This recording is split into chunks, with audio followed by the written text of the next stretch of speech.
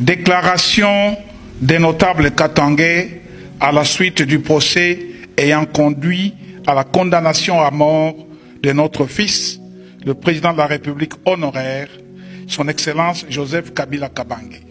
Nous avons suivi la tenue d'un procès truffé de contradictions contre la personne du président de la République honoraire, Joseph Kabila Kabange, que nous, notables katangais, considérons de mascarade et de provocation. Et prenons à témoin la communauté nationale et internationale pour alerter que ce procès indigne ne mérite pas d'être vu comme un acte juste. Notables katangais que nous sommes, nous ne pouvons pas garder silence quant à cette attaque frontale contre notre communauté et notre fils. C'est pourquoi nous condamnons ce procès avec la dernière énergie.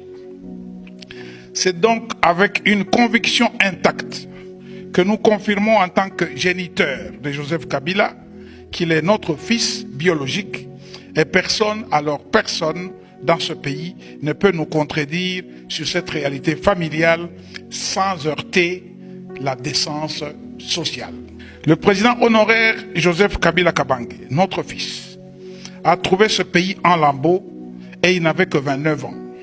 Grâce à sa sagesse héréditairement katangaise, il a gouverné à l'unification du pays tout entier, à la restauration de l'autorité de l'État et à la démocratie, ainsi qu'à la mise en place de plusieurs réformes afin d'asseoir les acquis d'une république. Cela fut un pari gagné. En effet, les 18 ans qu'il a régné n'étaient pas sous le signe de la dictature, ni du tribalisme, et non plus des détournements des deniers publics. Par contre, son règne a été caractérisé par l'unité, la cohésion sociale, la pacification et le vivre ensemble. Retenons aussi qu'à la fin de son mandat, soucieux du bien-être de la population et de la paix pour celle-ci, le président honoraire Joseph Kabila Kabange, notre fils, est compté parmi les grands hommes dont l'Afrique est fière d'avoir procédé à une alternance pacifique en faisant vivre le Congo l'événement d'un président entrant et un président sortant pour la toute première fois de notre histoire. Au nom de la démocratie, si le président de la République honoraire avait accepté cette passation du pouvoir, cela fut pour éviter un bain de sang.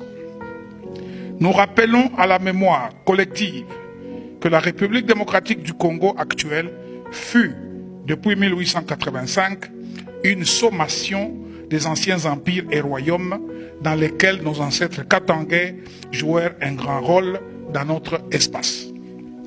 Refuser l'identité katangaise au président de la République honoraire, Joseph Kabila Kabange, et par surcroît son identité congolaise, est une remise en question de l'appartenance du Katanga au Congo.